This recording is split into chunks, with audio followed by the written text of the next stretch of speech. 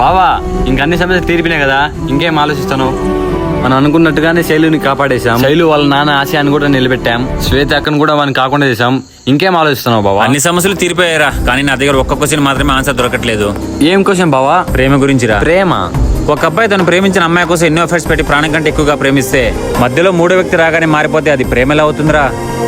ప్రేమ అంటే ఒకరినొకరు అర్థం చేసుకోవడం. ప్రేమలో గొడవలు మనస్పర్ధలు వస్తూ ఉంటాయి. అది కూర్చొని మాట్లాడుకోవాలి, కానీ ఇలా ప్రేమించిన వాళ్ళు వదిలేసేలారా? ఫైనల్ గా నేను మీ అందరికి చెప్పేది ఏంటంటే, మీ రిలేషన్ స్ట్రాంగ్ గా ఉంటే ఏ మూడో వ్యక్తి వచ్చినా ఏమీ చేయలేరు. మీ రిలేషన్ లో ఏ ఒక్కరు స్ట్రాంగ్ గా లేకపోయినా మూడో వ్యక్తి వచ్చినా ఆశ్చర్యపోనక్కర్లేదు. అంటే నువ్వు ఇప్పుడు శ్వేత అక్కని యాక్సెప్ట్ చేయడం లేదా? ఆ క్వశ్చన్ కి నా దగ్గర ఆన్సర్ లేదురా. బాబు యాంగ్రీ పర్సన్.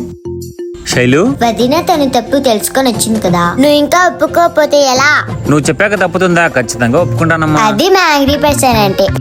క్లైమాక్స్ సెర్చ్ చేసినాం కదా, కొంచెం నవ్వు యాంగ్రీ పర్సన్. మీ అందరూ లవర్స్ గొడవ పడితే సిరీస్ సీజన్ 2 ని చాలా పెద్ద హిట్ చేశారు. ఈ సిరీస్ లో యాక్ట్ చేసిన టీం మెంబర్స్ అందరికీ థ్యాంక్స్ చెప్పుకుంటున్నాను. ఎందుకంటే వాళ్ళ సపోర్ట్ అండ్ మీ సపోర్ట్ లేకపోతే ఈ సిరీస్ ఎంత పెద్ద హిట్ అయ్యేది కాదు. Hello my dear angry persons, మా వీడియోస్ మీకు నచ్చితే సబ్స్క్రైబ్ చేసుకోండి.